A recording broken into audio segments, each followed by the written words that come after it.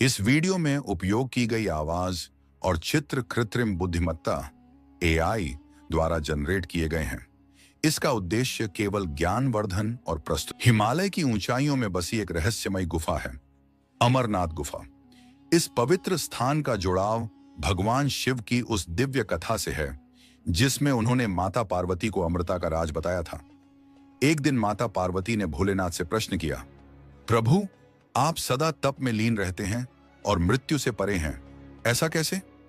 भगवान शिव मुस्कुराए और बोले, यह गूढ़ रहस्य केवल वही जान सकता है जो पूर्ण रूप से योग्य हो। माता के आग्रह पर उन्होंने एक सुनसान और सुरक्षित स्थान खोजने का निश्चय किया जहां वे यह रहस्य केवल पार्वती को बता सकें।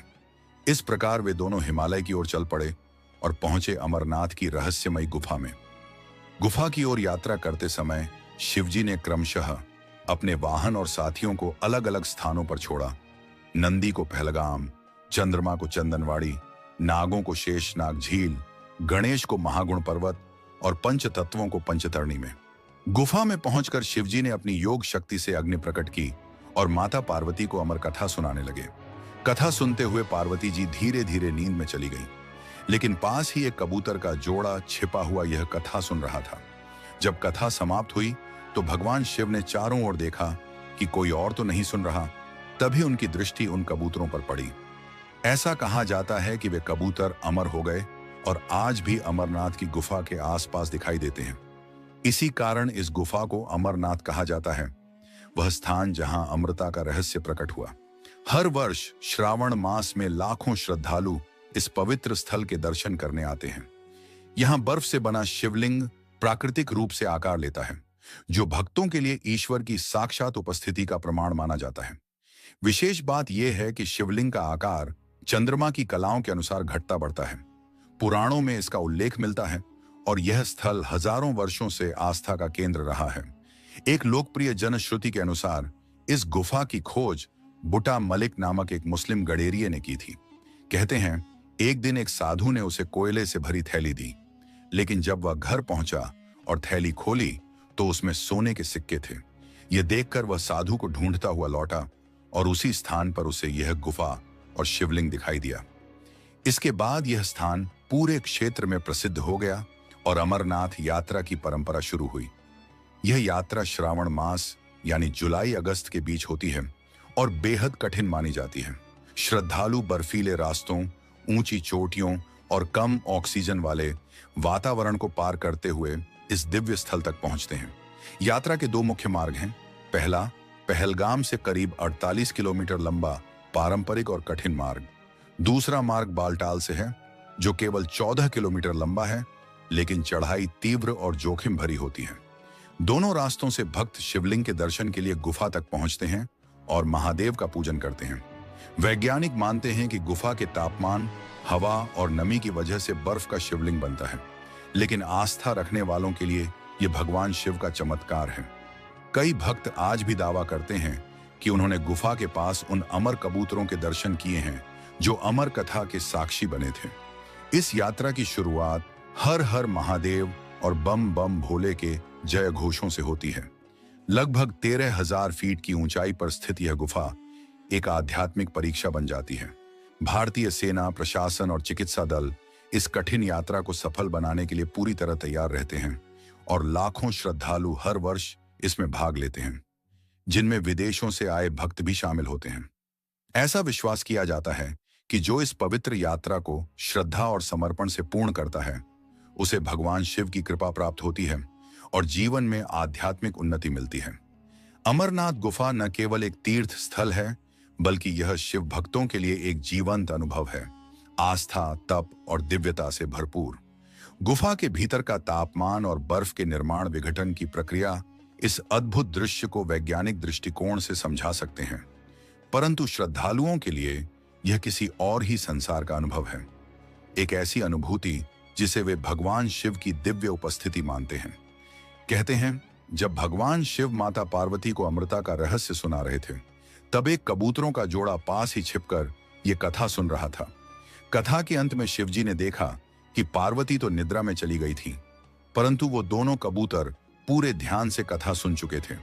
भगवान शिव उनकी श्रद्धा से प्रसन्न हुए और उन्हें अमृतत्व का वरदान दे दिया। आज भी कहा जाता है कि गुफा के पास कभी कभी एक सफेद कबूतर जोड़ा दिखाई देता है। यह दृश्य चौंकाने वाला है, क्योंकि उस बर्फीले वातावरण में पक्षियों का जीवित रहना प्राकृतिक रूप से लगभग असंभव माना जाता है। कुछ श्रद्धालुओं ने यह भी अनुभव किया है कि शिवलिंग के समीप एक रहस्यमयी रोशनी प्रकट होती है। वैज्ञानिक इसे बर्फ के कणों और प्रकाश के परावर्तन की प्रक्रिया बताते हैं, लेकिन कई भक्त इसे शिवजी की दिव्यता का संकेत मानते हैं।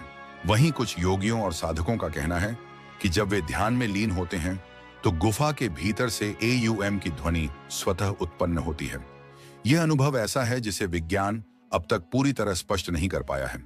अनेक यात्रियों ने यह भी साझा किया है कि अमरनाथ की ओर यात्रा करते समय रास्ते में मौसम अचानक बिगड़ जाता है, लेकिन जैसे ही वे गुफा के पास पहुंचते हैं, बादल हट जाते हैं और वातावरण शांत हो जाता है। लोग इसे भोलेनाथ की कृपा के रूप में देखते हैं। कई श्रद्धालु यह भी मानते हैं कि इस यात्रा के दौरान उनके जीवन की कठिनाइयां दूर हो जाती हैं और मनोकामनाएं पूरी होती हैं। संतों और तपस्वियों का विश्वास है कि अमरनाथ गुफा में साधना करने से गहन आध्यात्मिक शक्तियां प्राप्त होती हैं। अमरनाथ यात्रा सिर्फ एक धार्मिक परंपरा नहीं, बल्कि आत्मिक अनुभवों से भरी एक दिव्य यात्रा है, जो हर भक्त के हृदय में भगवान शिव की अमिट छाप छोड़ जाती है। यह यात्रा केवल एक धार्मिक परंपरा नहीं, बल्कि आत्मबल, विश्वास और आस्था की परीक्षा है। अमरनाथ की कठिन चढ़ाई हमें सिखाती है कि कठिनाइयों को पार करने के लिए केवल शरीर नहीं, बल्कि मन की शक्ति चाहिए। यह तीर्थ यात्रा बताती है कि अगर मन में अटल श्रद्धा और परमात्मा में सच्चा भरोसा हो, तो जीवन की हर बाधा पार की जा सकती है। प्राचीन ग्रंथ राजतरंगिणी में भी अमरनाथ गुफा का उल्लेख मिलता है, जिससे यह स्पष्ट होता है कि यह स्थान सदियों से पूजा जाता रहा है। मुगलों से लेकर कश्मीर के राजाओं तक ने इस गुफा के महत्व को स्वीकारा है। यहां तक कि सिख धर्म के पंचम गुरु गुरु अर्जुन देव जी के भी यहां आने की कथाएं मिलती हैं। अमरनाथ यात्रा प्राकृतिक दृष्टि से अत्यंत चुनौतीपूर्ण मानी जाती है।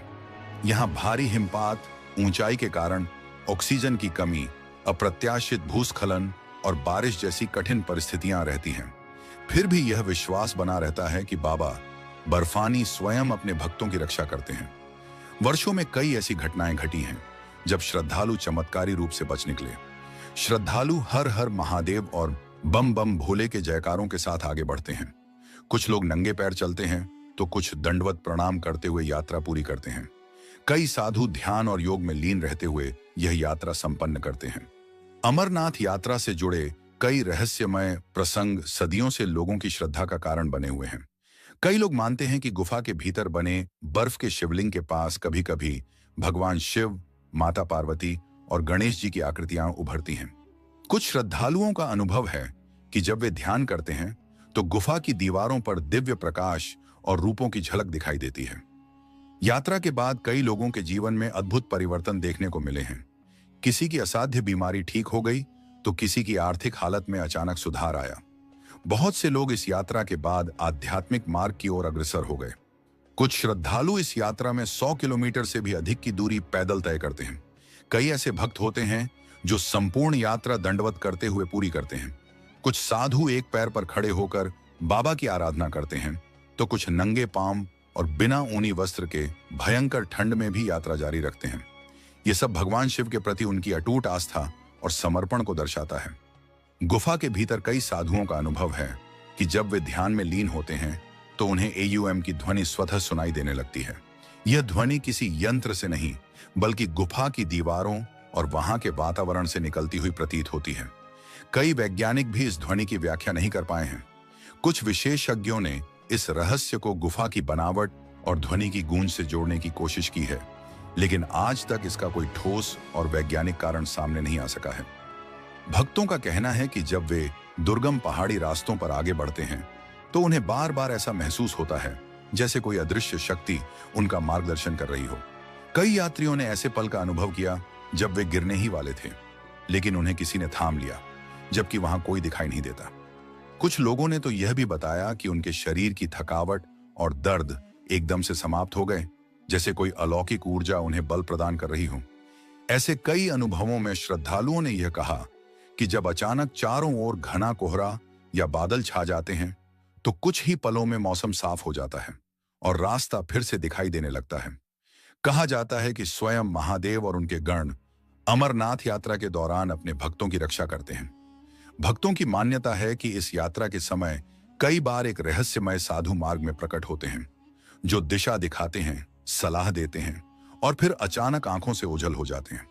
ऐसे साधुओं ने कई बार यात्रियों को भविष्य की घटनाओं के बारे में बताया है जो बाद में सच भी साबित हुई। कई बार जब यात्रियों को इन साधुओं ने किसी स्थान से दूर रहने की चेतावनी दी तो बाद में उसी स्थान पर भूस्खलन या खतरा सामने आया। इन संतों को कई बार एक साथ कई यात्रियों ने देखा, लेकिन कुछ क्षण बाद वे जैसे किसी और लोक में विलीन हो जाते हैं। जो श्रद्धालु बालटाल मार्ग से अमरनाथ की ओर बढ़ते हैं वे बताते हैं कि बार बार उन्हें महसूस होता है कि कोई अदृश्य शक्ति उनके साथ चल रही है। कुछ ने दावा किया कि उन्होंने डमरू की गूंज और शंख की ध्वनि भी सुनी है, जबकि आसपास कोई नहीं था। कई यात्रियों को यह अनुभूति हुई कि वे अकेले नहीं थे, कोई अलौकिक उपस्थिति उनके साथ साथ चल रही थी। भीषण बर्फबारी और तेज हवाओं के बीच भी उन्होंने खुद को सुरक्षित पाया, जैसे कोई दिव्य शक्ति उनका संरक्षण कर रही हो। अमरनाथ यात्रा के दौरान कई श्रद्धालुओं ने ऐसी घटनाओं का अनुभव किया है जिन्हें केवल संयोग नहीं कहा जा सकता। कुछ लोगों का कहना है कि उन्होंने जिस बात की कल्पना की थी वह अगले ही पल सच होती दिखाई दी। शिवलिंग के दर्शन करते समय अचानक एक विशेष ऊर्जा का अनुभव उन्हें अंदर तक झकझोर गया। कुछ यात्रियों का तो ये भी कहना है कि उन्होंने अपने जीवन की जटिल समस्याओं का समाधान बिना किसी प्रयास के पा लिया। यह अनुभव उन्होंने महादेव की कृपा और गुफा की रहस्यमयी शक्ति के रूप में देखा। जब कोई सच्चे मन से गुफा के भीतर प्रवेश करता है और ध्यान लगाता है तो ऐसा प्रतीत होता है जैसे स्वयं भगवान शिव वहां विद्यमान हो।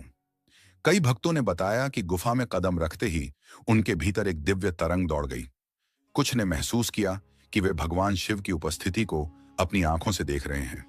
ऐसे भी अनुभव सामने आए हैं जहां लोगों को दर्शन के समय अपने जीवन से जुड़े उत्तर मिल गए, मानो भोलेनाथ स्वयं उन्हें मार्ग दिखा रहे हों। अमरनाथ यात्रा के बाद लोगों के जीवन में सकारात्मक बदलाव आने लगे। कुछ ने बताया कि उनके पारिवारिक संघर्ष समाप्त हो गए तो कुछ की आर्थिक स्थितियां सुधर गईं।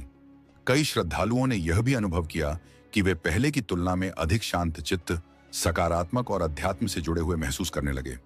यह स्पष्ट करता है कि अमरनाथ यात्रा केवल एक धार्मिक यात्रा नहीं है, बल्कि आत्मा के गहन शुद्धिकरण और पुनर्जागरण का अनुभव है।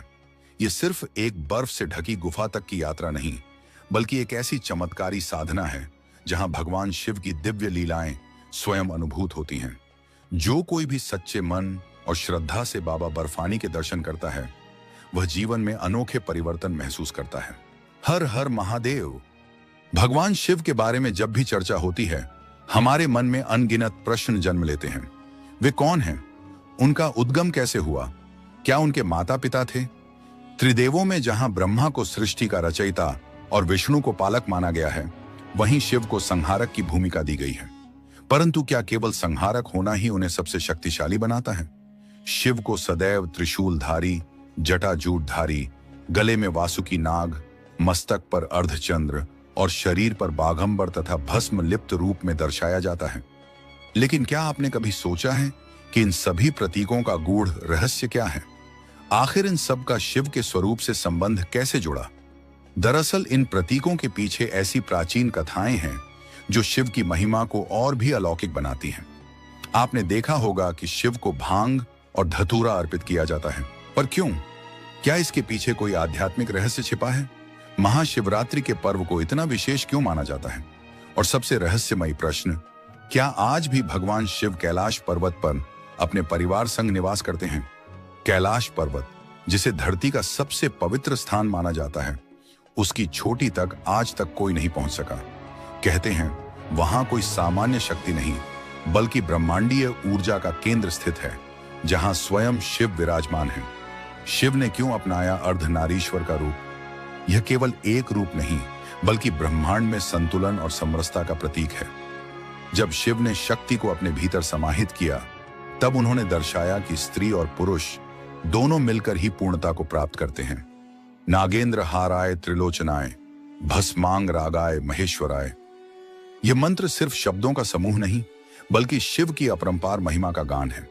वह देव हैं जिनके गले में नाग विराजते हैं, जिनकी तीसरी आंख से संहार होता है और जो भभूत से लिप्त होकर मृत्यु को भी नियंत्रित करते हैं। वे आदि हैं, अनंत हैं, जिनकी आराधना स्वयं भगवान राम और रावण ने भी की। शिव को केवल संहारक ही नहीं, बल्कि सृजनकर्ता, पालक और पुनर्निर्माण के अधिष्ठाता के रूप में भी जाना जाता है। वे देवों के भी देव हैं, देवाधिदेव महादेव। ब्रह्मा और विष्णु जैसे देवता भी उनकी स्तुति करते हैं, क्योंकि वे किसी से उत्पन्न नहीं हुए, वे स्वयंभू हैं, बिना माता पिता के, स्वयं से प्रकट। शिव पुराण कहता है कि शिव ब्रह्मांड के प्रारंभ से पहले भी थे और प्रलय के पश्चात भी रहेंगे। वे पंच तत्वों से परे हैं, अमर हैं और स्वयं काल के अधिपति हैं। लेकिन जब शिव जन्मे ही नहीं तो उनका अस्तित्व कैसे हुआ? इस रहस्य पर विभिन्न पुराणों में अलग अलग कथाएं मिलती हैं। विष्णु पुराण के अनुसार जब संपूर्ण सृष्टि जलमग्न थी और केवल शेषनाग पर योग निद्रा में स्थित भगवान विष्णु ही थे, तब उनके मस्तक से एक दिव्य प्रकाश प्रकट हुआ। यह कोई सामान्य प्रकाश नहीं था, बल्कि ब्रह्मांडीय ऊर्जा का पुंज था और इसी से शिव का प्राकट्य हुआ। कहते हैं उस क्षण एक तेज गर्जना हुई, सारा ब्रह्मांड थर्रा उठा और उस दिव्य प्रकाश से नटराज प्रकट हुए, वह जो नृत्य के माध्यम से सृष्टि, स्थिति और संहार को संचालित करते हैं। विष्णु पुराण के अनुसार एक बार जब सृष्टि का आरंभिक समय था, उस समय संपूर्ण ब्रह्मांड शून्य में लीन था। तभी भगवान विष्णु क्षीर सागर की शांति में शेषनाग पर योग निद्रा में लीन थे। उनकी नाभि से एक अद्भुत तेजस्वी कमल प्रकट हुआ और उसी कमल से ब्रह्मा जी का जन्म हुआ। लेकिन जब हम शिव पुराण की ओर नजर डालते हैं तो वहां एक भिन्न और रहस्यमयी कथा मिलती है। उसके अनुसार भगवान शिव एकांत में ध्यानस्थ होकर अपने घुटनों को मल रहे थे और उन्हीं से उत्पन्न मैल से भगवान विष्णु का प्राकट्य हुआ। यह कथा स्पष्ट करती है कि शिव ही आदि हैं और उनके बिना कोई भी सृष्टि संभव नहीं। इन दोनों पुराणों की कथाओं में एक गूढ़ रहस्य छुपा है।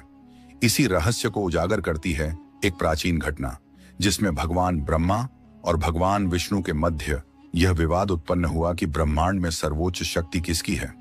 इसी बीच अचानक आकाश में एक दिव्य अग्नि स्तंभ प्रकट हुआ, जो ना ऊपर दिखता था ना नीचे। दोनों देवता इस रहस्यमय स्तंभ को देखकर अचंभित रह गए। तभी उस दिव्य स्तंभ से एक गूंजती हुई आवाज आई, जो कोई इस अग्नि स्तंभ के अंत को खोज निकालेगा वही सर्वोच्च कहलाएगा। यह चुनौती स्वीकार कर ब्रह्मा जी ने हंस का रूप धारण कर ऊपर की ओर उड़ान भरी, जबकि भगवान विष्णु ने वराह रूप लिया और नीचे की गहराइयों में उतर गए। दोनों ने हजारों वर्षों तक प्रयास किया, लेकिन ना किसी को उसका आदि मिला और ना अंत। हारकर दोनों वापस लौटे। तभी अग्नि स्तंभ से भगवान शिव स्वयं अपने दिव्य रूप में प्रकट हुए। उनका तेज इतना प्रखर था कि ब्रह्मा और विष्णु दोनों ने सिर झुका लिया और स्वीकार किया कि महादेव ही परम और सर्वशक्तिमान हैं। शिव ना उत्पन्न हुए हैं, ना उनका कोई अंत है, इसीलिए उन्हें स्वयंभू कहा जाता है। उनकी महिमा को समझना मनुष्य के लिए सहज नहीं है। शिव केवल एक देव नहीं, बल्कि संपूर्ण सृष्टि के मूल हैं। उनकी भक्ति से ही जीवन की सभी बाधाएं दूर होती हैं। लेकिन एक प्रश्न आज भी लोगों के मन में उठता है, क्या ब्रह्मा जी भगवान शिव के पिता माने जाते हैं? इसका उत्तर हमें विष्णु पुराण की एक और अद्भुत कथा में मिलता है। जब संपूर्ण सृष्टि जल में विलीन थी, धरती, आकाश और पाताल सब कुछ जलमग्न था, तब केवल भगवान विष्णु ही विद्यमान थे। वो क्षीर सागर में शेषनाग पर विश्राम कर रहे थे और उसी समय उनकी नाभि से उत्पन्न कमल से ब्रह्मा जी का प्राकट्य हुआ। जब ब्रह्मा और विष्णु सृष्टि की रचना पर विमर्श कर ही रहे थे, तभी एक तेजस्वी रुद्र रूप धारण किए भगवान शिव प्रकट हुए। जब ब्रह्मा जी ने उन्हें पहचानने से इनकार किया, तो शिव जी ने अपने रौद्र रूप से उन्हें यह सिखाया कि अहंकार सृजनकर्ता को भी विनाश की ओर ले जा सकता है। तभी से यह मान्यता बनी कि ब्रह्मा, विष्णु और शिव तीनों ब्रह्मांड की रचना, पालन और संहार के प्रतीक हैं। लेकिन शिव की स्थिति त्रिदेवों से भी परे और शाश्वत है। जब ब्रह्मा जी ने भगवान शिव को दीप अर्पित किया, तो शिव प्रसन्न होकर अंतर्ध्यान हो गए। लेकिन यह रहस्यमयी घटना ब्रह्मा जी को चौंका गई। तब भगवान विष्णु ने अपनी दिव्य दृष्टि से ब्रह्मा जी को उनकी भूल का बोध कराया। उन्हें एहसास दिलाया कि उन्होंने शिव की महिमा को पूर्ण रूप से नहीं समझा। पश्चाताप की अग्नि में तपते हुए ब्रह्मा जी ने शिव से क्षमा याचना की और उनसे करुणापूर्वक निवेदन किया, हे प्रभु, कृपा करके मेरे पुत्र रूप में प्रकट हों और सृष्टि के विस्तार में मेरी सहायता करें। भगवान शिव, जो करुणा के सागर हैं, मुस्कुराए और उनकी प्रार्थना स्वीकार कर ली। कालांतर में जब ब्रह्मा जी सृष्टि की रचना में लीन थे, उन्हें संतान की आवश्यकता महसूस हुई। उसी क्षण उन्हें शिव का दिया हुआ वरदान स्मरण हुआ। उन्होंने कठोर तपस्या प्रारंभ की। वर्षों की साधना और भक्ति के पश्चात भगवान शिव एक दिव्य बालक के रूप में उनकी गोद में प्रकट हुए। यह बालक शिव का एकमात्र बाल्य रूप था, अद्वितीय और अलौकिक। जब ब्रह्मा जी ने उनसे नाम पूछा, बालक रोने लगे। उस रुदन से संपूर्ण ब्रह्मांड कंपित हो उठा। इसीलिए ब्रह्मा जी ने उनका नाम रखा रुद्र, जिसका अर्थ होता है रोने वाला। परंतु रुद्र तब भी शांत नहीं हुए। ब्रह्मा जी ने उन्हें मनाने के लिए 108 नामों से पुकारा। हर नाम एक शक्ति, एक तत्व, एक रूप का प्रतीक था। तब जाकर बालक रुद्र शांत हुए। इस कथा से सिद्ध होता है कि भगवान शिव स्वयंभू हैं। न तो उनका जन्म हुआ है, न ही वे कभी अंत को प्राप्त होंगे। वे अनादि अनंत अविनाशी हैं। अब प्रश्न उठता है, शिव के गले में वासुकी नाग क्यों विराजमान है? वासुकी नाग, जो नागों के राजा कहे जाते हैं, भगवान शिव के परम भक्त थे। उनका एकमात्र उद्देश्य था महादेव के चरणों में सदा सर्वदा निवास करना। जब समुद्र मंथन की महागांठा घटी, तब वासुकी को मंदराचल पर्वत के चारों ओर रस्सी की तरह लपेटा गया। देवता और दानव दोनों ही उनकी शक्ति का उपयोग कर रहे थे। इस कठिन प्रक्रिया में वासुकी का शरीर छिल गया, रक्त बहने लगा, लेकिन उनकी भक्ति में तनिक भी कमी नहीं आई। उनकी इस निष्ठा और तप से प्रसन्न होकर भगवान शिव ने उन्हें अपने गले में स्थान दिया और तभी से वासुकी अमृतत्व को प्राप्त हुए और शिव के गले का श्रृंगार बने। अब आइए जानते हैं, शिव ने अपने मस्तक पर चंद्रमा को क्यों स्थान दिया। शिव पुराण में वर्णित है कि राजा दक्ष ने अपनी 27 कन्याओं का विवाह चंद्रदेव से किया था। विवाह के समय चंद्रदेव ने वादा किया कि वे सभी पत्नियों को समान प्रेम और सम्मान देंगे, परंतु विवाह के पश्चात चंद्रमा केवल रोहिणी से अधिक प्रेम करने लगे। बाकी 26 पत्नियां उपेक्षित महसूस करने लगीं और उन्होंने अपने पिता दक्ष से शिकायत की। राजा दक्ष जब यह अन्याय जानकर क्रोधित हुए तो उन्होंने चंद्रदेव को श्राप दे दिया, तुम क्षीण हो जाओगे, तुम्हारी ज्योति मिट जाएगी। इस श्राप से पीड़ित चंद्रदेव ने कई देवताओं से सहायता मांगी, लेकिन कोई समाधान न मिला। अंततः वे कैलाश पहुंचे और शिव के चरणों में गिर पड़े। उनकी करुण पुकार सुनकर महादेव ने उन्हें अपने मस्तक पर स्थान दिया, ताकि वे धीरे धीरे क्षीण होकर फिर पूर्ण हो सकें। यही से चंद्रमा के कृष्ण पक्ष और शुक्ल पक्ष की परंपरा शुरू हुई। इस कथा से स्पष्ट होता है, जो भी सच्चे मन से भगवान शिव की शरण में आता है, महादेव उसे आश्रय अवश्य प्रदान करते हैं। जब चंद्रदेव को दक्ष प्रजापति के श्राप का भय सताने लगा, तो वे सीधे ब्रह्मा जी की शरण में पहुंचे। ब्रह्मा जी ने उन्हें सांत्वना दी और सलाह दी कि वे भगवान शिव की उपासना करें। चंद्रदेव ने हिमालय की कठिन घाटियों में जाकर शिव जी की घोर तपस्या आरंभ की। उनकी तपस्या इतनी गहन थी कि वर्षों तक उन्होंने जल तक का त्याग कर दिया। अंततः भगवान शिव उनकी भक्ति से प्रसन्न हुए और प्रकट होकर उन्हें आशीर्वाद दिया, हे चंद्र, तुम पूर्ण रूप से नष्ट नहीं होगे। तुम प्रतिपदा से अमावस्या तक क्षीण होते जाओगे और पुनः पूर्णिमा तक बढ़ते जाओगे। इसी वरदान के कारण आज भी चंद्रमा हर महीने घटता और बढ़ता है। अमावस्या को जब वह लुप्त होता है और पूर्णिमा को जब वह संपूर्ण दिखता है, यह सब शिव की कृपा का ही परिणाम है। शिव ने चंद्र को अपने मस्तक पर स्थान देकर उन्हें अमृतत्व प्रदान किया। तभी से शिव को चंद्रशेखर कहा जाता है, जिसका अर्थ है जो चंद्र को अपने शीश पर धारण करते हैं। अब जानते हैं कि भगवान शिव अपने शरीर पर भस्म क्यों लगाते हैं। शिव पुराण की एक कथा के अनुसार प्राचीन काल में एक महातपस्वी आर्ष्य प्रणाथ गहन वन में तप कर रहे थे। वे केवल फल और वनस्पतियों पर जीवित रहते थे। एक दिन जब वे ध्यानस्थ होकर आश्रम की सफाई कर रहे थे, अचानक उनकी उंगली कट गई, परंतु रक्त की जगह वहां से पत्तों का रस बहने लगा। इस घटना ने उन्हें यह भ्रम दे दिया कि अब उनका शरीर पवित्र वनस्पति रस से बना है। वे स्वयं को सबसे शुद्ध समझने लगे और पूरे ब्रह्मांड में अपना बखान करने लगे। इस अहंकार को समाप्त करने के लिए भगवान शिव एक वृद्ध सन्यासी का रूप धारण करके उनके समक्ष प्रकट हुए। उस साधारण दिखने वाले वृद्ध की आंखों में गहराई थी, स्वर में गंभीरता और चेहरे पर ब्रह्मांडीय तेज।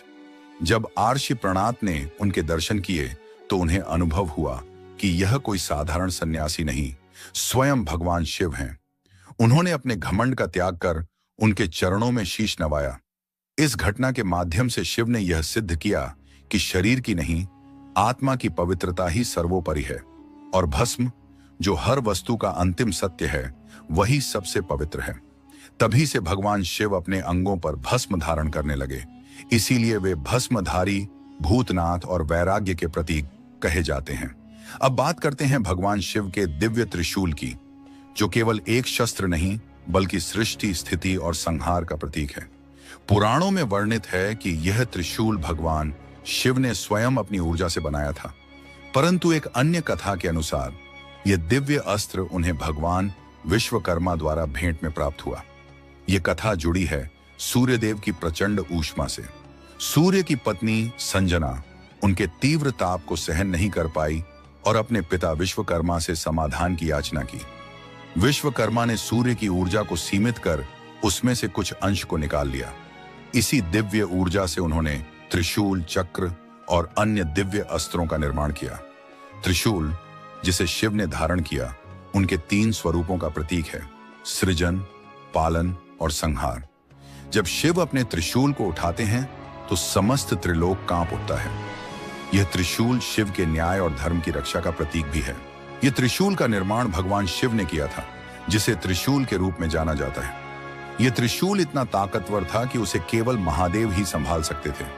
त्रिशूल के 3 सिर त्रिगुणात्मक शक्तियों का प्रतीक हैं: सत, रज और तम। अब आइए डमरू के रहस्य पर चर्चा करें। पौराणिक मान्यताओं के अनुसार सृष्टि की शुरुआत में कोई ध्वनि नहीं थी। जब देवी सरस्वती प्रकट हुई तब ध्वनि का आरंभ हुआ, लेकिन उसमें कोई लय नहीं थी। तब भगवान शिव ने अपने डमरू को 14 बार बजाया, जिससे व्याकरण, संगीत, छंद और ताल की उत्पत्ति हुई। इस ध्वनि ने ब्रह्मांड में ऊर्जा का संचार किया, जिससे सृष्टि में जीवन और लय का अस्तित्व आया। कहा जाता है कि जब भगवान शिव तांडव नृत्य करते हैं और डमरू बजाते हैं तो संपूर्ण सृष्टि में एक नई ऊर्जा और शक्ति का संचार होता है। इसके बाद हम नंदी के जन्म की कथा पर विचार करें। चिल्लाद मुनि, जो एक महान तपस्वी थे, अपने वंश को आगे बढ़ाने की चिंता से व्याकुल थे। उन्होंने भगवान शिव की कठिन तपस्या की और वरदान मांगा कि उन्हें ऐसा संतान प्राप्त हो जो जन्म और मृत्यु के बंधन से मुक्त हो। भगवान शिव उनकी तपस्या से प्रसन्न हुए और वचन दिया कि वह स्वयं उनके पुत्र के रूप में जन्म लेंगे। कुछ समय बाद शलादर नामक बालक का जन्म हुआ, जिसे उन्होंने नंदी नाम दिया। नंदी के पास अलौकिक शक्तियां थीं और वह बहुत ही ज्ञानवान बने। जब नंदी को संसार के नश्वर होने का ज्ञान हुआ तो वह बहुत दुखी हो गए। तब भगवान शिव ने उन्हें अमृता का वरदान दिया और अपनी सवारी बना लिया। यही कारण है कि हर शिव मंदिर में नंदी की मूर्ति शिवलिंग के सामने स्थापित की जाती है। अब सवाल यह उठता है कि भगवान शिव को भांग का प्रसाद क्यों चढ़ाया जाता है? धार्मिक कथाओं के अनुसार जब समुद्र मंथन से विष उत्पन्न हुआ तो भगवान शिव ने उसे अपने गले में धारण कर लिया ताकि सृष्टि की रक्षा की जा सके। वह विष इतना तीव्र था कि शिव के गले में जलन हो गई। तब माता पार्वती ने इस जलन को शांत करने के लिए भगवान शिव को भांग अर्पित की। आयुर्वेद के अनुसार भांग के पत्तों में औषधीय गुण होते हैं जो शरीर को शीतलता प्रदान करते हैं। हालांकि यह भी कहा गया है कि भांग का अति सेवन मानसिक स्थिति को प्रभावित कर सकता है। आजकल कुछ लोग भक्ति के नाम पर भांग और नशीले पदार्थों का सेवन करते हैं, जो अक्सर एक बुरी लत का रूप ले लेता है। अब महाशिवरात्रि के महत्व पर ध्यान दें। शास्त्रों के अनुसार यह वह पावन दिन है जब भगवान शिव और माता पार्वती का विवाह हुआ था। इस दिन शिव भक्त विशेष पूजा अर्चना करते हैं, रात्रि जागरण करते हैं और उपवास रखते हैं। महाशिवरात्रि का आयोजन केवल एक धार्मिक अनुष्ठान नहीं है, बल्कि यह एक गहरी आध्यात्मिक यात्रा का प्रतीक है, जहां भक्त भगवान शिव की कृपा प्राप्त करने के लिए दिन रात की साधना करते हैं। महाशिवरात्रि का व्रत करने से वैवाहिक जीवन में आई समस्याओं का निवारण होता है और जीवन में सुख समृद्धि का आगमन होता है। एक और कथा के अनुसार महाशिवरात्रि वह पवित्र रात्रि है जब भगवान शिव ने स्वयं शिवलिंग रूप में प्रकट होकर सृष्टि के संतुलन की स्थापना की थी। अब आइए कैलाश पर्वत के रहस्य पर विचार करें। शिव पुराण के अनुसार जब सृष्टि की रचना हुई तब भगवान शिव ने ध्यान में मग्न होकर एक दिव्य पर्वत की उत्पत्ति की जिसे सुमेरु कहा गया। लेकिन जब देवासुर संग्राम के दौरान सुमेरु पर्वत क्षतिग्रस्त हुआ तब शिवजी ने अपनी तीसरी आंख की अग्नि से कैलाश पर्वत का निर्माण किया। कैलाश पर्वत और मानसरोवर झील के पास एक रहस्यमयी ध्वनि सुनाई देती है जो ओम की गूंज जैसी प्रतीत होती है। वैज्ञानिक इसे एक प्राकृतिक घटना मानते हैं, लेकिन साधक इसे आध्यात्मिक ऊर्जा का संकेत मानते हैं। इसके अलावा कैलाश पर्वत का एक और रहस्य यह है कि सूर्य पश्चिम में ढलते समय पर्वत की छाया से स्वस्तिक का स्वरूप बनता है, जो हिंदू धर्म में शुभता का प्रतीक माना जाता है। वहीं जब इसे दक्षिण दिशा से देखा जाता है तो बर्फ पर ओम का चिन्ह स्पष्ट रूप से उभरता है। यह संकेत करता है कि यह स्थान केवल एक पर्वत नहीं बल्कि दिव्य शक्ति का केंद्र है। इस रहस्यमयी पर्वत के साथ एक और कथा जुड़ी हुई है जो हिम मानव यति की है। कई सालों से लोग हिमालय में इस विशालकाय प्राणी को देखने का दावा करते रहे हैं। वैज्ञानिकों ने इस पर शोध किए हैं, लेकिन अब तक कोई ठोस प्रमाण नहीं मिला। कुछ इसे हिमालय भालू मानते हैं तो कुछ इसे एक प्राचीन मानव जाति का अवशेष मानते हैं। यह रहस्य आज भी अनसुलझा है। कैलाश पर्वत के ये सभी रहस्य इसे एक अद्वितीय आध्यात्मिक स्थल बनाते हैं, जहां विज्ञान और आस्था के बीच की खाई और भी गहरी होती जाती है। कैलाश पर्वत, जो अपनी अद्वितीय और रहस्यमयी आभा के लिए प्रसिद्ध है, केवल एक पर्वत नहीं बल्कि आध्यात्मिकता और प्रकृति के अद्भुत संगम का प्रतीक है। इस पर्वत पर बर्फ गिरने के बाद दक्षिण दिशा से देखने पर उसके प्राकृतिक संरचनाओं के कारण ओम का प्रतीक बनता है। यह वही ओम है जिसे हिंदू धर्म में परमात्मा और ब्रह्मांडी ऊर्जा का प्रतीक माना जाता है। इस दिव्य आकृति को देखकर ऐसा लगता है मानो भगवान शिव की उपस्थिति स्वयं इस स्थान पर है। कैलाश पर्वत को लेकर एक और पुरानी कथा है जिसमें कहा गया है कि भगवान शिव स्वयं इस पर्वत पर निवास करते हैं। यह पर्वत उन सभी साधकों के लिए एक पवित्र स्थान है जो आत्मज्ञान प्राप्त करना चाहते हैं। ऐसी मान्यता है कि जो व्यक्ति कैलाश पर्वत के दर्शन करता है वह अपने जीवन में आत्म शांति और मुक्ति प्राप्त करता है।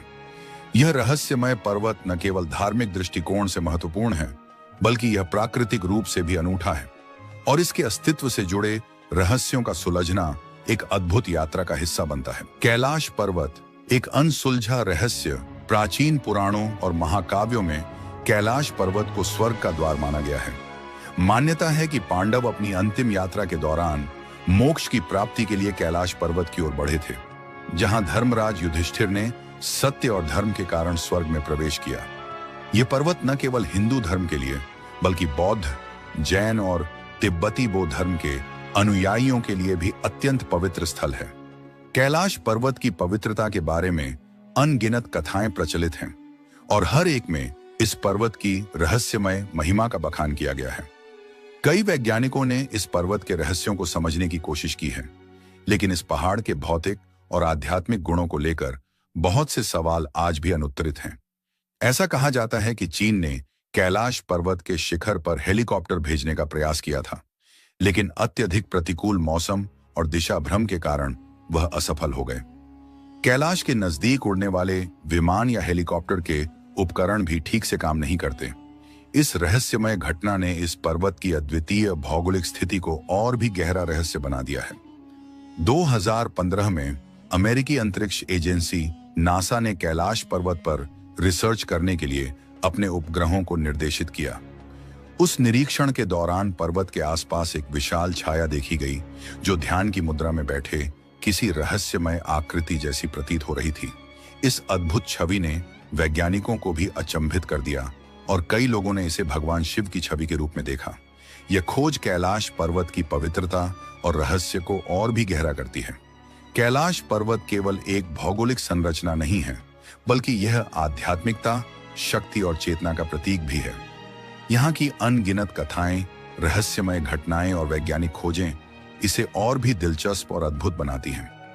ओम का चिन्ह, स्वर्ग का द्वार या फिर नासा द्वारा की गई रहस्यमय परछाई की खोज कैलाश पर्वत को हर दृष्टिकोण से एक अनसुलझा रहस्य बना देती है। आपको हमारी ये डॉक्यूमेंट्री कैसी लगी? कृपया कमेंट करके हमें अपनी राय बताएं और हमारे चैनल को सब्सक्राइब कर हमारा हौसला बढ़ाएं। हम अगले वीडियो में मिलेंगे, तब तक के लिए जय हिंद। कैलाश पर्वत एक ऐसा रहस्यमय स्थान जिसे समझ पाना आज भी इंसान के लिए असंभव है। ऐसा माना जाता है कि कोई भी इंसान आज तक इस पर्वत की चोटी तक नहीं पहुंच सका। लेकिन क्या यह पूरी सच्चाई है? नहीं, क्योंकि एक ऐसा तांत्रिक था जिसने न केवल कैलाश पर्वत पर चढ़ाई की, बल्कि वह पहला और अब तक का एकमात्र व्यक्ति बना जिसे इस दिव्य स्थान की ऊंचाइयों को छूने की अनुमति मिली। आज हम बात करेंगे तिब्बत के एक भयानक और रहस्यमयी तांत्रिक की, जिसने अपनी तंत्र शक्तियों से एक पूरे गांव को तबाह कर दिया, 80 से अधिक लोगों की जान ली, फिर भी उसे कैलाश पर्वत की पवित्र ऊंचाइयों तक पहुंचने का वरदान मिला। आखिर ऐसा कैसे हुआ?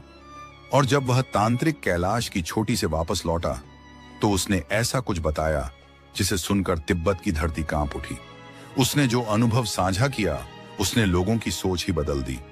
यहां तक कि उस खूंखार तांत्रिक को लोग ईश्वर का अवतार मानने लगे। यह कहानी है मिलारेपा की, एक ऐसा इंसान जो अंधकार से चलकर प्रकाश की ओर आया, जिसने काला जादू सीखा, जीवन में तबाही मचाई और फिर आत्मज्ञान के मार्ग पर चलते हुए महान संत बना। आज हम जानेंगे कि कैसे मिलारेपा बना एक खतरनाक तांत्रिक, कैसे उसने अपना जीवन बदला और कैलाश पर्वत पर आखिर उसने ऐसा क्या देखा जिसने उसका जीवन ही नहीं, पूरे तिब्बत का विश्वास बदल डाला। 11वीं शताब्दी के उत्तरार्ध में तिब्बत के दक्षिणी भाग में एक छोटे से गांव में एक बालक का जन्म हुआ जिसका नाम था थोपन। बाद में यही बालक मिला रेपा नाम से प्रसिद्ध हुआ। उसका बचपन सुख, शांति और स्नेह से भरा था। वह अपने माता पिता का इकलौता पुत्र था और उसकी एक छोटी बहन भी थी। पारिवारिक जीवन खुशियों से भरा हुआ था। लेकिन जैसा कि कहा जाता है, समय कभी स्थिर नहीं रहता, और यही हुआ। जब मिलारेपा मात्र 7 वर्ष का था, तभी उसके पिता की अचानक मृत्यु हो गई। मृत्यु से पहले पिता ने एक वसीयत लिखी थी जिसमें चाचा चाची को यह जिम्मेदारी दी गई थी कि जब तक मिला बड़ा न हो जाए वे उसकी मां और परिवार की देखरेख करें और संपत्ति की रक्षा करें। लेकिन पिता की चिता ठंडी भी नहीं हुई थी कि चाचा चाची ने अपना असली रूप दिखा दिया। उन्होंने सारी संपत्ति हड़प ली और मिला रेपा व उसकी मां और बहन को नौकर बनाकर रख दिया। जिस घर में कभी खुशियां थीं, वहीं अब आंसुओं और अपमान का राज था। मिला रेपा की मां ने अपने बेटे से वादा किया, एक दिन वो इन अत्याचारों का बदला जरूर लेगी। और यही बना तंत्र की ओर उसके जीवन का पहला कदम। कभी जिन रिश्तों में अपनापन था, अब वही रिश्ते उनके लिए एक कैद खाना बन चुके थे। जिनकी जिंदगी कभी सम्मान से भरी थी, अब वे अपमान और दरिद्रता के अंधेरे में डूब चुके थे। मिलारेपा की मां, जो कभी गांव में एक प्रतिष्ठित महिला मानी जाती थी, आज अपमान और पीड़ा का जीवन जीने को मजबूर थी।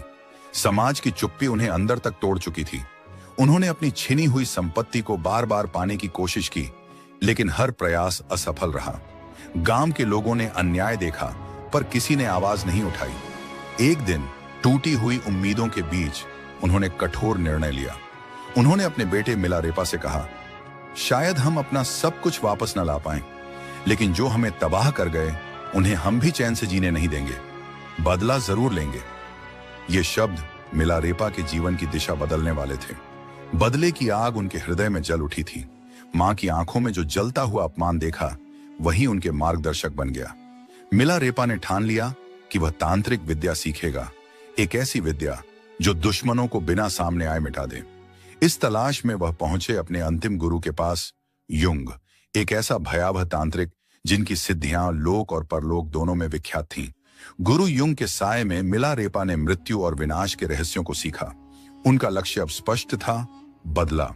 उन्होंने ऐसे मंत्रों को सिद्ध किया जिससे वह प्रकृति को अपने आदेशों पर चला सकें। विशेष रूप से ओलावृष्टि का आह्वान करने की शक्ति उन्होंने प्राप्त की। सबसे पहला प्रयोग उन्होंने अपने चाचा और चाची के गांव पर किया। एक दिन आकाश से भारी ओले बरसने लगे, खेत खलिहान तबाह हो गए और गांव वालों पर आतंक छा गया। लोग समझ चुके थे, यह कोई सामान्य आपदा नहीं, यह तांत्रिक प्रकोप है। यह था मिलारेपा का पहला बदला। लेकिन यह अंत नहीं था। वह दिन आया जब चाचा के बेटे की शादी थी। पूरा गांव सज धज कर एकत्र हुआ था। मिलारेपा ने इस समारोह को अपने बदले की आखिरी परीक्षा बनाया। जैसे ही विवाह रस्में शुरू हुई, अचानक वहां जहरीले सांप, विषैले कीड़े और मकड़ियां प्रकट होने लगे। घबराहट और भगदड़ मच गई। तभी एक भीषण हादसा हुआ। घर की छत गिर पड़ी। करीब 80 लोगों की मृत्यु हो गई। मिलारेपा का बदला पूरा हुआ। गांव में उनकी मां ने गर्व से घोषणा की, मेरा बेटा अब निर्भय है। उसने अन्याय का जवाब दे दिया। लेकिन मिलारेपा के मन में अब शांति नहीं थी। वह विचारों के बवंडर में फंसे थे। बदले की आग ने उन्हें वह सब छीन लिया था जो कभी उन्हें इंसान बनाता था। अब वह सोच रहे थे, क्या यह जीत थी या आत्मा की हार? मिलारेपा के भीतर अपराध बोध की आग जल उठी थी। जिन मासूमों ने कभी उनका कुछ नहीं बिगाड़ा, वे भी उस भयानक तांडव में मारे गए थे। जिस बदले से उन्हें आत्मिक शांति मिलनी थी, अब वही एक गहरा पश्चाताप बन चुका था। यहीं से शुरू हुआ उनका आत्म मंथन, आत्मशुद्धि का कठिन मार्ग। इसी समय उनकी भेंट हुई एक बौद्ध लामा से, जिन्होंने उन्हें सुझाव दिया कि वह महान गुरु मारपा की शरण में जाएं। गुरु मारपा केवल एक साधक नहीं, बल्कि भारत से ज्ञान की अमूल्य निधि लेकर आए हुए एक संत हैं, जिन्होंने तिब्बत में बौद्ध धर्म की कई पवित्र शिक्षाओं का अनुवाद किया था।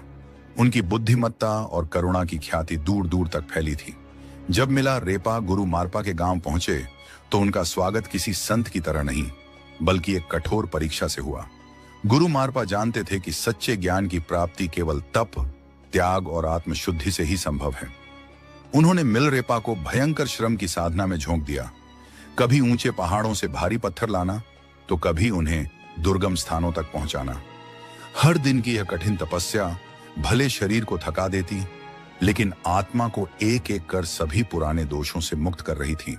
धीरे धीरे मिलारेपा ने गुरु की शिक्षाओं को न केवल सुना, बल्कि जीवन में उतारना शुरू किया। उनकी साधना अब सिर्फ शक्ति के लिए नहीं, आत्मा के शुद्धिकरण के लिए थी। गुरु मारपा की कठिन परीक्षाओं ने उन्हें एक नए मोड़ पर ला खड़ा किया, जहां शक्ति से अधिक करुणा और तंत्र से अधिक आत्मज्ञान का महत्व था। साधना के वर्षों बाद मिलारेपा ने बौद्ध धर्म के गूढ़ तत्वों को आत्मसात किया। उन्होंने अपने अतीत के पापों को स्वीकारा और उनके लिए गहन प्रायश्चित किया। अब वे वही तांत्रिक नहीं रहे जो विनाश की राह पर थे। अब वे एक संत बन चुके थे, जिनके अंदर ज्ञान, करुणा और आत्म शांति का प्रकाश था।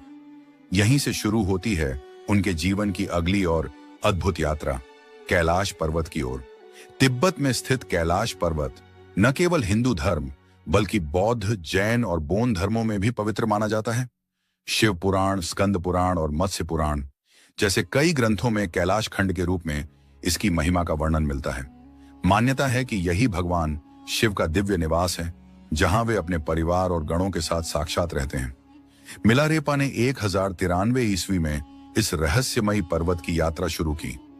यह यात्रा सिर्फ एक भौतिक चढ़ाई नहीं थी, बल्कि आत्मा के उच्चतम शिखर तक पहुंचने की कोशिश थी। यात्रा के दौरान उन्हें भेंट हुई एक और विलक्षण आत्मा से, नरोबाण नामक एक प्रसिद्ध बौद्ध प्रचारक। नरोबाण ने मिलारेपा को एक चुनौती दी, जो पहले कैलाश पर्वत की चोटी तक पहुंचेगा वही सच्चा साधक कहलाएगा। अब यह सिर्फ एक चढ़ाई नहीं थी, यह एक आध्यात्मिक दौड़ थी, जो न केवल शरीर की ताकत बल्कि आत्मा की गहराई की परीक्षा लेने वाली थी।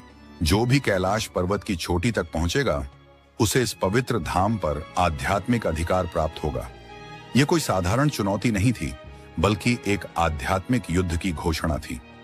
नरोबान जी ने तुरंत ही पर्वत की कठिन चढ़ाई शुरू कर दी। वे निरंतर आगे बढ़ते रहे, बर्फीले तूफानों और तीव्र हवाओं को चीरते हुए। दूसरी ओर मिलारेपा कुछ समय के लिए ध्यान मुद्रा में स्थिर हो गए, जैसे वह पर्वत की आत्मा से संवाद कर रहे हों। जब नरोबान जी चोटी के समीप पहुंचे, तभी सूर्य की पहली किरण उनके चेहरे पर पड़ी। यह कोई साधारण प्रकाश नहीं था। वह किरण इतनी तीव्र, इतनी तेजस्वी थी कि उनकी आंखें झपकने लगीं और वे पीछे हटने को मजबूर हो गए।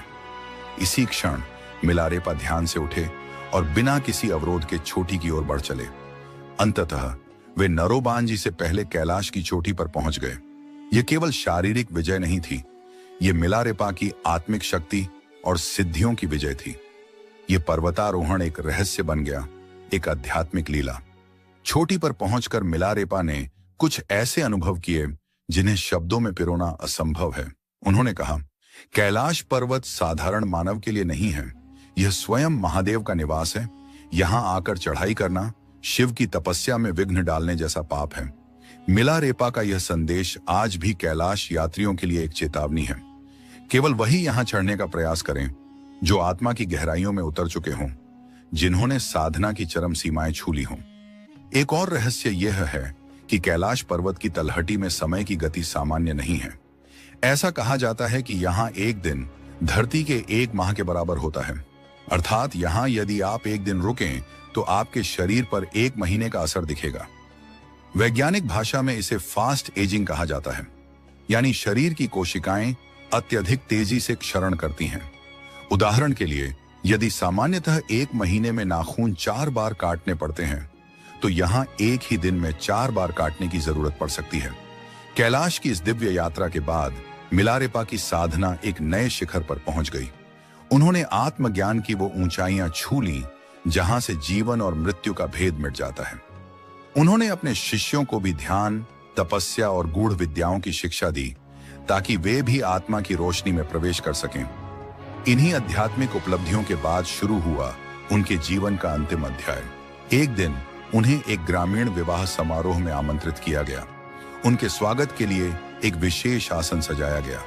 उसी समारोह में एक धनवान पंडित भी उपस्थित था, जो मिलारेपा की ख्याति से ईर्ष्या करता था। तैयारियों को देखकर हर कोई चकित था। जब मिलारेपा ध्यानमग्न मुद्रा में उस आसन पर बैठे, तो वहां उपस्थित एक घमंडी पंडित ने व्यंग्य से कहा, इस भिक्षु के लिए इतनी भव्य तैयारी, क्या यह मुझसे बड़ा ज्ञानी है? पंडित सीधे मिलारेपा के पास आया और अहंकार में डूबे स्वर में बोला, मैंने सुना है कि तुम बहुत ज्ञानी हो, तो इन ग्रंथों को पढ़कर साबित करो कि तुम्हारा ज्ञान कितना गहरा है। मिलारेपा ने शांत स्वर में उत्तर दिया, सच्चा ज्ञान किताबों से नहीं, अनुभव और आत्म साक्षात्कार से आता है, इसलिए मैं इन सांसारिक पुस्तकों को नहीं पढ़ता। पंडित हंसा और बोला, मैं जानता था कि तुम यही कहोगे, मैं तो तुम्हारा सच सामने लाने ही आया हूं। वह बदतमीजी से बोलने लगा, जिससे उपस्थित लोग असहज हो गए। कुछ लोगों ने उसे रोकने की कोशिश की, लेकिन वह और अधिक क्रोधित होकर वहां से चला गया। उसके भीतर अब ईर्ष्या और द्वेष की आग जल उठी थी। उसने बदले की भावना से एक षड्यंत्र रचा, मिलारेपा की हत्या का। एक गरीब महिला को लालच देकर उसने कहा, अगर तुम मिलारेपा को यह विष मिला दही खिला दो तो मैं तुम्हें हीरे का हार दूंगा और शादी का वादा भी करता हूं। लालच में आकर वह महिला विष भरा दही लेकर मिलारेपा के पास पहुंची, लेकिन जैसे ही मिलारेपा ने उसे देखा, वे मुस्कुराए और बोले, मैं यह दही अवश्य खाऊंगा, पर पहले वह हीरे का हार तो ले आओ, क्योंकि शादी का वादा तो केवल एक झूठ है। महिला डर के मारे लौट गई और पंडित को सब कुछ बता दिया। तब पंडित ने हार उसे सौंपा और फिर से भेजा। इस बार वह हार लेकर आई और मिलारेपा ने मुस्कुराकर वह विषयुक्त दही स्वीकार कर लिया। जैसे ही उन्होंने दही खाया, महिला रोते हुए उनके चरणों में गिर पड़ी और क्षमा मांगने लगी। मिलारेपा ने स्नेह से कहा, डर मत, मेरा समय पूरा हो गया है। यह केवल देह का अंत है, आत्मा का नहीं। वह महिला जो एक षड्यंत्र का हिस्सा बनी थी, अब मिलारेपा की शिष्या बन गई। मिलारेपा ने अपने सभी शिष्यों को एकत्र किया और कहा, मैं शीघ्र ही इस शरीर को त्यागने वाला हूं। मेरे अंतिम संदेश को सुनने स्वयं देवगण भी प्रतीक्षा कर रहे हैं। आकाश से पुष्पों की वर्षा होने लगी, सुगंधित हवाएं बहने लगीं और दिव्य संगीत गूंजने लगा। ऐसा प्रतीत हो रहा था मानो स्वयं सृष्टि उन्हें विदा देने आई हो। अब आइए जानते हैं कुछ अनसुने तथ्य मिलारेपा के बारे में। मिलारेपा का अर्थ है कॉटन क्लैड, यानी सूती वस्त्र धारण करने वाला। वे सदा एक पतले सफेद वस्त्र में लिपटे रहते, जिसे रेपा कहा जाता है। यहां तक कि कठोर सर्दियों में भी वे ऐसा ही वस्त्र पहनते थे। उनकी तपस्या इतनी गहन थी कि बर्फीली गुफाओं में केवल बिच्छू घास खाकर जीवित रहे। इसी कारण कई चित्रों में उन्हें हरी त्वचा वाला दर्शाया गया है। मिलारेपा ने हिमालय की पवित्र चोटियों, झीलों और गुफाओं में साधना करते हुए 1 लाख से अधिक गीतों की रचना की थी। ये गीत उनके आत्मबोध, ध्यान और अनुभव की गाथाएं हैं, जो आज भी साधकों को राह दिखाते हैं। तो यह थी संत मिलारेपा की प्रेरणादायक गाथा, जो सिखाती है कि सच्चा ज्ञान न किताबों में है न पद में, वह तो आत्मा की गहराइयों से प्राप्त होता है। अपने विचार हमें कमेंट में जरूर बताएं। मिलते हैं जल्द ही एक नए प्रेरणादायक वीडियो में। जय हिंद, जय भारत। कैलाश पर्वत एक अनसुलझा रहस्य जो विज्ञान की समझ से भी परे है। कैलाश पर्वत, एक ऐसा स्थान जो सदियों से रहस्यों में डूबा हुआ है। यहाँ की कहानियां सिर्फ पौराणिक ग्रंथों तक ही सीमित नहीं हैं, बल्कि आधुनिक विज्ञान भी इस पर्वत के रहस्यों को समझने में असमर्थ है। साल 2001 में चीन सरकार ने कुछ ऐसा देखा जिसने उन्हें कैलाश पर्वत पर चढ़ाई करने पर सख्त प्रतिबंध लगाने के लिए मजबूर कर दिया। आखिर वह क्या रहस्य था जिसने चीन को इतना बड़ा कदम उठाने पर मजबूर कर दिया? क्यों इस पर्वत की चोटी तक कोई नहीं पहुंच सकता?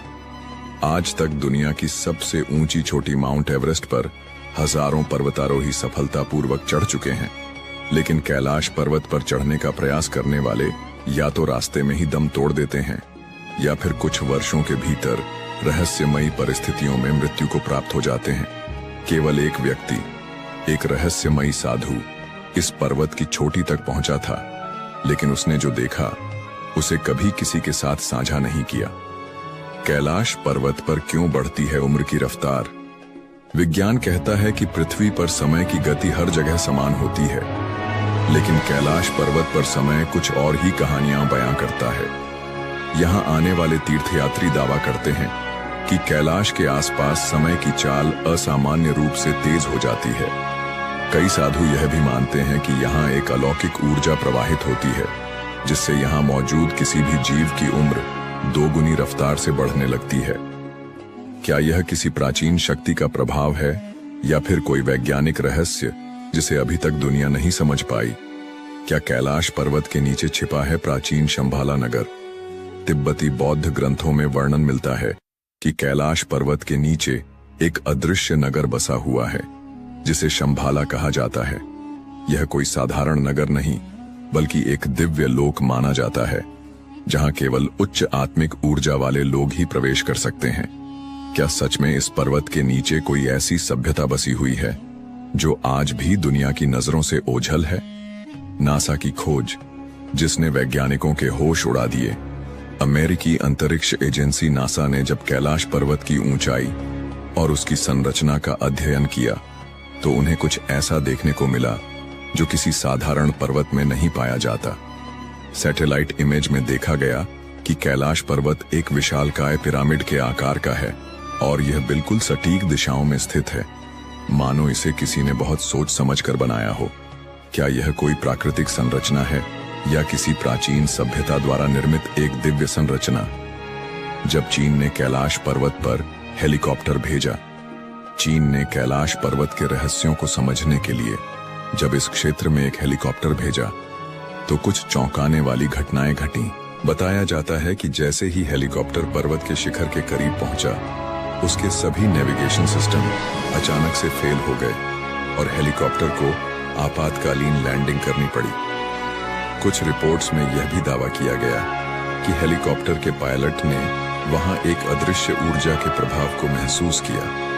कुबेर की नगरी और कैलाश का दिव्य प्रभाव। हिंदू मान्यताओं के अनुसार कैलाश पर्वत के पास धन के स्वामी कुबेर की नगरी स्थित है, जहां अपार संपत्ति और दिव्य खजाने छुपे हुए हैं। यह भी कहा जाता है कि जो कोई भी इस पर्वत के आसपास आध्यात्मिक साधना करता है, उसे दिव्य दृष्टि प्राप्त होती है और उसकी सभी इच्छाएं पूरी हो जाती हैं। तो आखिर कैलाश पर्वत सिर्फ एक पहाड़ है या कोई रहस्यमयी शक्ति केंद्र? क्या यहाँ कोई प्राचीन सभ्यता मौजूद है या फिर यह कोई दैवीय संरचना है? इन सवालों के जवाब आज भी अनसुलझे हैं, लेकिन एक बात तो तय है, कैलाश सिर्फ एक पर्वत नहीं, बल्कि एक ऐसा रहस्य है जो हमारी समझ से कहीं परे है। कैलाश पर्वत आस्था, रहस्य और अद्भुत शक्तियों का केंद्र कहा जाता है कि जो व्यक्ति अपने जीवन में सत्कर्म और पुण्य अर्जित करता है, उसकी आत्मा को मृत्यु के उपरांत कैलाश पर्वत पर स्थान मिलता है। यही कारण है कि यह पर्वत न केवल धार्मिक आस्था का केंद्र है, बल्कि इसे दुनिया के सबसे अद्भुत और रहस्यमयी पर्वतों में भी गिना जाता है। समुद्र तल से 6,718 मीटर की ऊंचाई पर स्थित कैलाश पर्वत हिंदू, बौद्ध और जैन धर्म के अनुयायियों के लिए परम पवित्र स्थल है। धार्मिक मान्यताएं और आस्था का प्रतीक हिंदू धर्म में कैलाश पर्वत को भगवान शिव का दिव्य निवास माना जाता है, जहां वे माता पार्वती के साथ निवास करते हैं। मान्यता है कि यह वही स्थान है जहां शिवजी ने योग और ध्यान की अद्भुत साधनाएं की और कैलाश को सृष्टि के केंद्र का स्वरूप प्रदान किया। बौद्ध धर्म के अनुयायी मानते हैं कि परम आनंद के प्रतीक बुद्ध डेमचौक चक्र संवर इस पर्वत के अधिष्ठाता देव हैं। वहीं जैन धर्म में इसे अष्टापद पर्वत के नाम से जाना जाता है, जहां प्रथम तीर्थंकर भगवान ऋषभदेव ने निर्वाण प्राप्त किया था। इन मान्यताओं के कारण कैलाश पर्वत को सिर्फ एक पर्वत नहीं बल्कि आध्यात्मिक ऊर्जा का केंद्र माना जाता है। क्या कैलाश पर्वत वास्तव में एक प्राचीन पिरामिड है? साल 1999 में रूस के एक प्रसिद्ध खोजकर्ता अर्नेस्ट मुल्दाशिफ और उनकी टीम ने कैलाश पर्वत के रहस्यों को जानने के लिए एक रोमांचक यात्रा की। इस दल में भूवैज्ञानिक, भौतिकविद और इतिहासकार शामिल थे। उन्होंने कैलाश पर्वत के आसपास कई महीने बिताए और वहां की रहस्यमयी गतिविधियों का अध्ययन किया।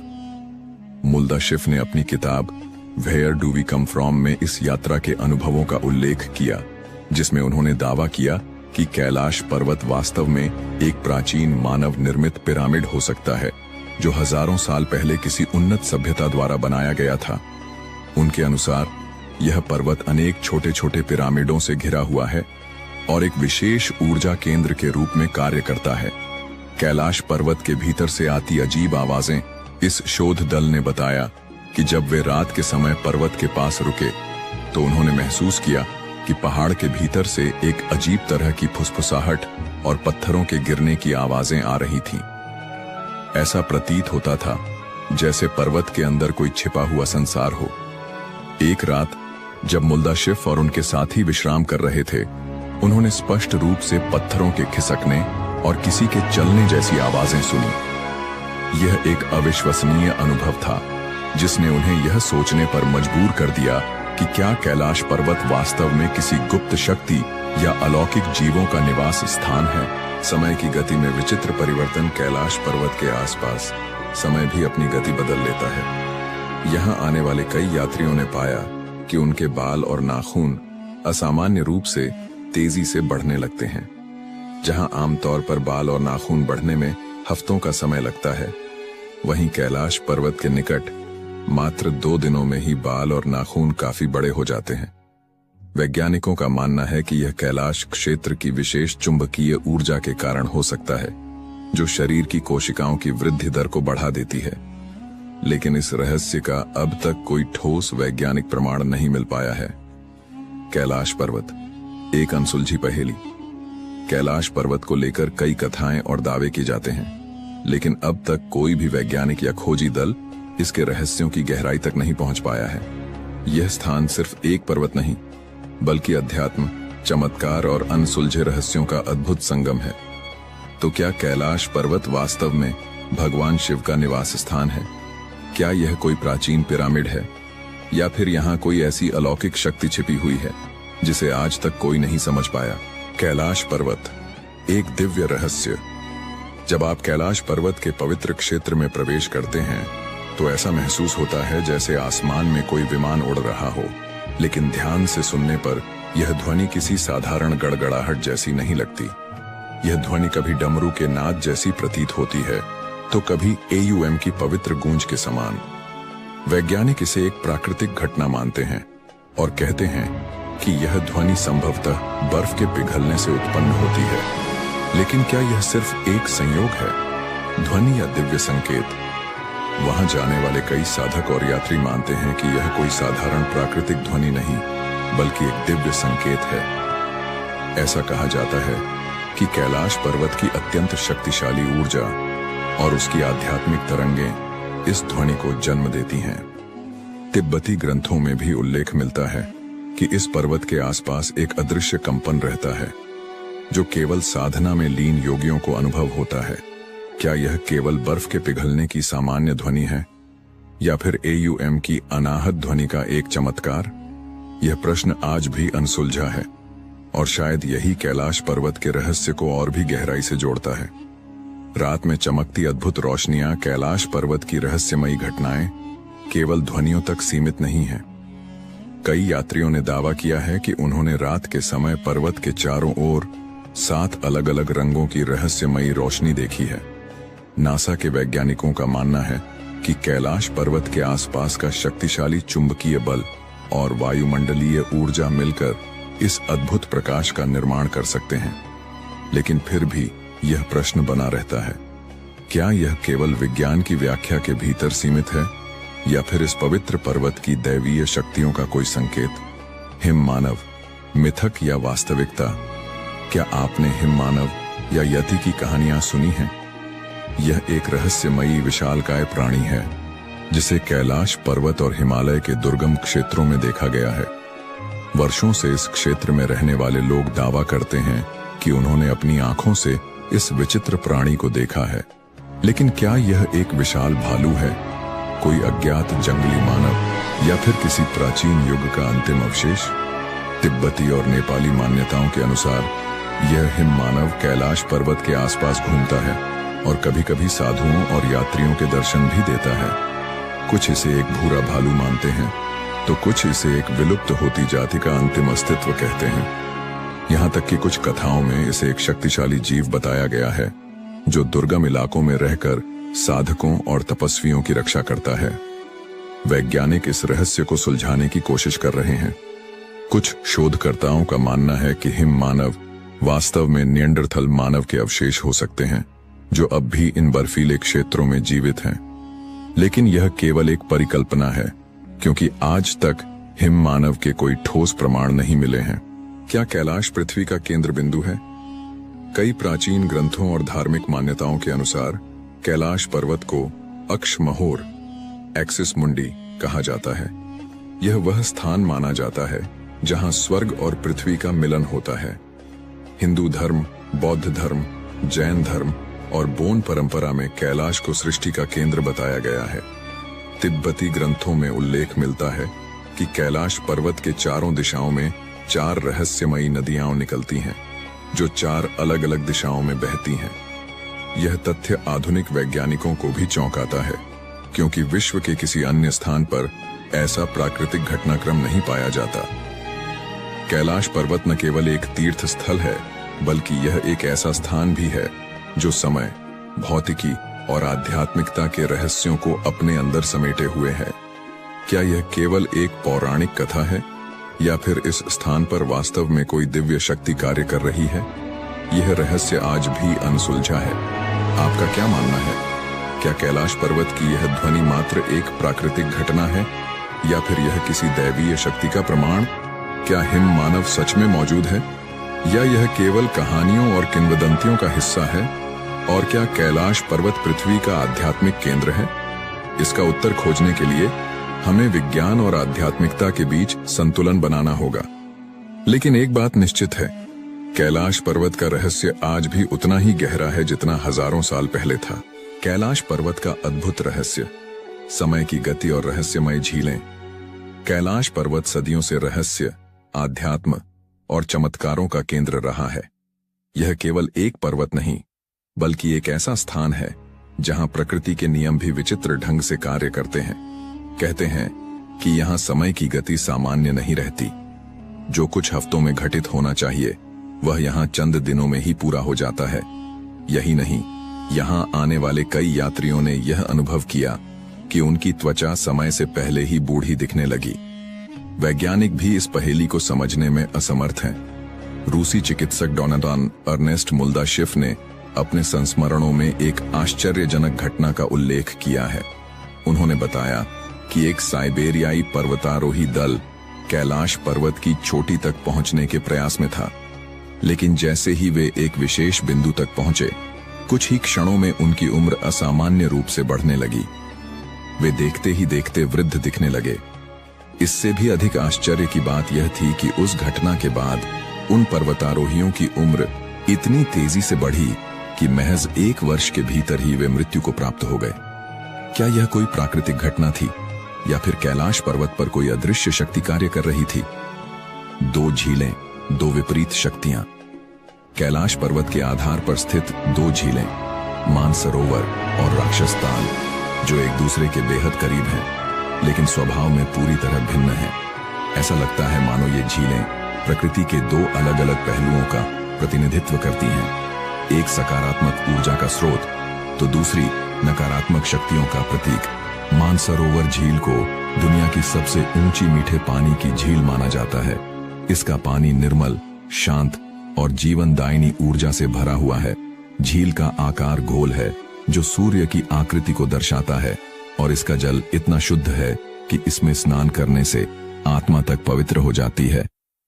आश्चर्य की बात यह है कि इतनी ऊंचाई पर स्थित होने के बावजूद यह झील कभी जमती नहीं और इसके जल में लहरें नहीं उठती।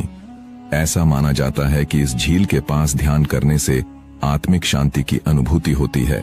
इसके ठीक विपरीत स्थित राक्षस ताल एक खारे पानी की झील है जहां जीवन का कोई अस्तित्व नहीं है।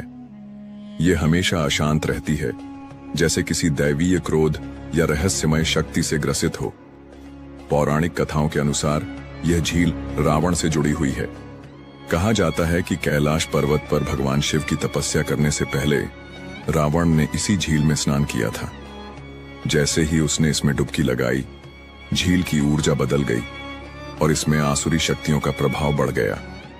इसके बाद रावण की सोच में भी बदलाव आ गया और उसने अपनी इच्छाओं की पूर्ति के लिए शिव जी को प्रसन्न करने का कठोर संकल्प लिया। ये सोचने वाली बात है कि एक ही क्षेत्र में स्थित दो झीलें इतनी अलग क्यों हैं? क्या यह महज एक संयोग है या फिर कैलाश पर्वत की दिव्यता का कोई गूढ़ रहस्य? रहस्यमय ध्वनि और अनसुनी घटनाएं जो लोग कैलाश पर्वत और मानसरोवर झील के करीब जाते हैं, वे अक्सर एक अनोखी ध्वनि सुनने की बात कहते हैं। यह ध्वनि किसी पवित्र मंत्र या गूंजती हुई ओमकार की तरह प्रतीत होती है। वैज्ञानिक इसे प्राकृतिक घटनाओं का परिणाम मानते हैं, लेकिन कई साधु और तपस्वी इसे देवताओं की उपस्थिति का संकेत बताते हैं। इसके अलावा कुछ तीर्थयात्रियों ने यह भी दावा किया है कि जब वे कैलाश पर्वत की परिक्रमा कर रहे थे तो उन्होंने रहस्यमय छायाओं और प्रकाश पुंजों को देखा। कुछ लोगों का मानना है कि यह देवताओं का निवास स्थान है, जहां आम मनुष्यों का पहुंचना संभव नहीं। क्या कैलाश पृथ्वी पर एक दिव्य लोक है? कई विद्वानों और आध्यात्मिक गुरुओं का मानना है कि कैलाश पर्वत केवल एक भौगोलिक संरचना नहीं, बल्कि एक दिव्य लोक है। यहाँ ब्रह्मांड की ऊर्जाएं कार्यरत हैं, जो साधारण मानव इंद्रियों से परे हैं। इस स्थान का रहस्य समय की गति में विचित्र बदलाव और दो झीलों की अद्भुत भिन्नता यह सिद्ध करती है कि कैलाश पर्वत केवल एक पर्वत नहीं, बल्कि स्वयं एक चमत्कारी शक्ति है। आपका क्या मानना है? क्या कैलाश पर्वत सच में एक अदृश्य शक्ति का केंद्र है, या यह महज हमारी कल्पना का हिस्सा है? रहस्यमय कैलाश पर्वत, जहां विज्ञान भी चौंक जाता है। कैलाश पर्वत, जिसे भगवान शिव का दिव्य निवास कहा जाता है, सदियों से आस्था, रहस्य और अध्यात्म का केंद्र बना हुआ है। इस पवित्र पर्वत पर चढ़ाई करने की अंतिम कोशिश वर्ष 2001 में हुई थी, जब चीन ने अपनी ओर से स्पेन की एक पर्वतारोही टीम को इसकी चोटी तक पहुंचने की अनुमति दी थी। लेकिन आश्चर्य की बात यह है कि अत्याधुनिक उपकरणों और पूरी तैयारी के बावजूद यह टीम भी कैलाश की चोटी तक नहीं पहुंच सकी। ऐसा कहा जाता है कि यह केवल एक पर्वत नहीं, बल्कि एक दैवीय शक्ति का केंद्र है, जहां साधारण मानव के लिए प्रवेश करना संभव नहीं। इसी मान्यता के चलते चीन ने भी इस पर्वत पर चढ़ाई करने पर पूरी तरह से प्रतिबंध लगा दिया। क्यों है कैलाश पर्वत अद्भुत? कैलाश हमें यह याद दिलाता है कि दुनिया में कुछ चीजें इंसानी दायरे से बाहर होती हैं।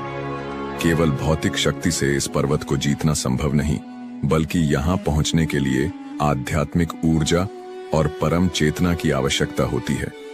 शायद यही कारण है कि आज तक कोई भी इसकी चोटी पर पैर नहीं रख सका। कैलाश की रहस्यमयी छाया, स्वस्तिक और AUM का प्रकट होना, कैलाश पर्वत पर घटने वाली कुछ घटनाएं विज्ञान को भी चुनौती देती हैं। जब सूर्य इस पर्वत के पीछे ढलता है तो इसकी छाया में एक अद्भुत स्वस्तिक का प्रतीक उभरता है। यह वही स्वस्तिक है जिसे हिंदू धर्म में शुभता और समृद्धि का प्रतीक माना जाता है। यह दृश्य ऐसा प्रतीत होता है जैसे भगवान शिव और सूर्यदेव के बीच कोई आध्यात्मिक संवाद स्थापित हो रहा हो। इसके अलावा जब कैलाश पर्वत पर बर्फ गिरती है तो उसकी संरचना से दक्षिण दिशा से देखने पर AUM, ओम का दिव्य चिन्ह उभरता है। यह वही AUM है जो ब्रह्मांड की आदिशक्ति और चेतना का प्रतीक माना जाता है। इस दृश्य को देखकर ऐसा लगता है मानो स्वयं प्रकृति और आध्यात्मिकता का संगम इस पर्वत पर सजीव हो उठा हो। क्या कैलाश पर्वत स्वर्ग की सीढ़ी है? प्राचीन ग्रंथों में कहा गया है कि कैलाश पर्वत केवल एक पर्वत नहीं, बल्कि स्वर्ग और पृथ्वी के बीच एक पवित्र धुरी है। रामायण के अनुसार रावण ने इस पर्वत पर स्वर्ग तक पहुंचने के लिए एक सीढ़ी बनाने का प्रयास किया था। हालांकि भगवान शिव की कृपा से यह प्रयास असफल रहा। महाभारत में भी इसका उल्लेख मिलता है, जहां पांडव और द्रौपदी मोक्ष प्राप्ति के लिए कैलाश पर्वत की ओर बढ़ते हैं।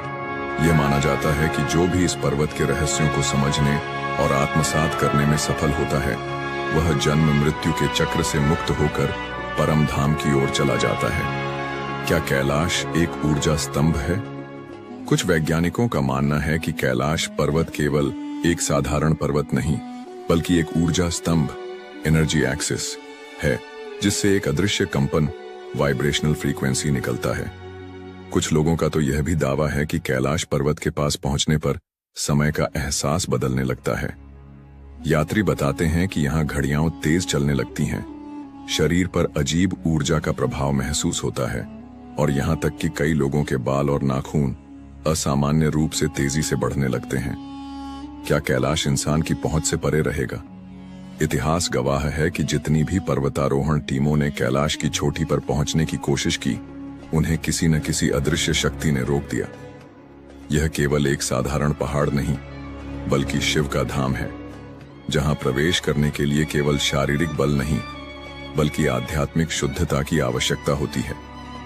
शायद यही कारण है कि आज तक कोई भी इस पर्वत की चोटी पर कदम नहीं रख सका। तो क्या कैलाश हमेशा के लिए मानव सभ्यता की पहुंच से परे रहेगा, या फिर भविष्य में कोई इसका रहस्य खोल सकेगा? यह तो आने वाला समय ही बताएगा।